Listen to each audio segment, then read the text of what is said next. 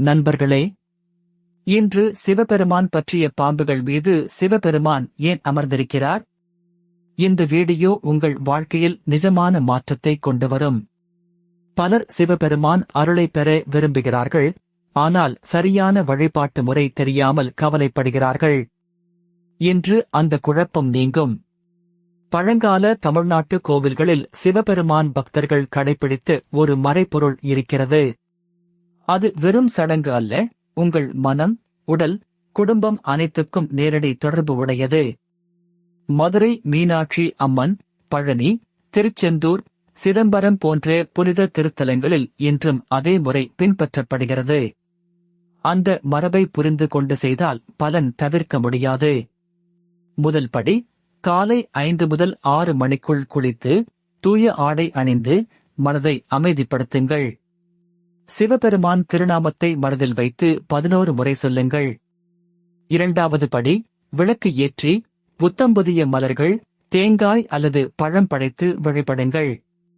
பக்தியும் நேர்மையும் தான் முக்கியம், விலையுயர்ந்த பொருட்கள் அல்ல.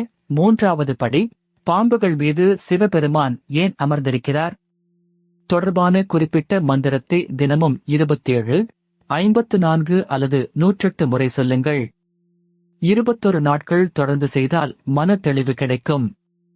நான்காவது படி, வெள்ளிக்கிழமை அல்லது சிறப்பு நாட்களில் உபவாசம் விருப்பமானது, ஆனால் சாத்விக உணவு, பொய்யற்ற வார்த்தைகள், கோபமின்மை ஆகியவை மிக முக்கியம்.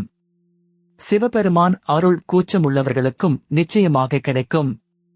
ஐந்தாவது படி, ஏழைகளுக்கு அன்னதானம், முதியோருக்கு உதவி, கோவிலுக்கு தன்னார்வ சேவை.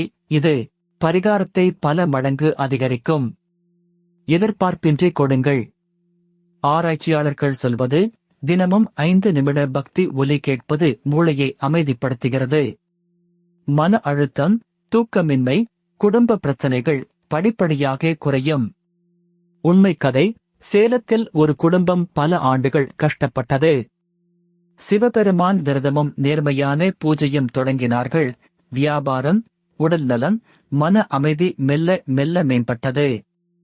இன்னொரு கதை, கோயம்புத்தூரில் ஒரு இளம் தம்பதி குழந்தை வரம் வேண்டினார்கள். கோவில் மரபை பின்பற்றி கைமாறு எதிர்பாராத சேவை செய்தார்கள்.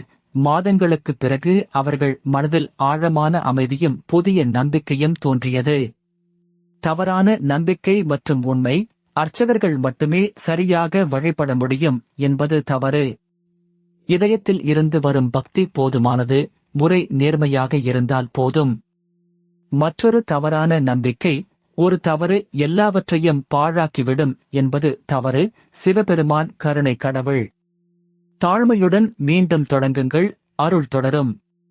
இன்றைய செயல் திட்டம், இன்று இரவு தூக்கத்துக்கு முன் 5 நிமிடம் சிவபெருமான் திருநாமம். நாளை காலை விளக்கு ஏற்றுங்கள். இந்த வாரம் ஒரு கோவில் வருகை அல்லது வீட்டு பூஜை அறை சுத்தம். பக்தர்கள் சொல்லும் பலன்கள், தைரியம், மன தெளிவு, கடன் தீர்வு, திருமண நல்லிணக்கம், வேலை வாய்ப்புகள், உடல்நல நிலைப்பாடு. நேரம் ஒவ்வொருவருக்கும் மாறுபடும், பொறுமையுடன் நம்பிக்கை வையுங்கள்.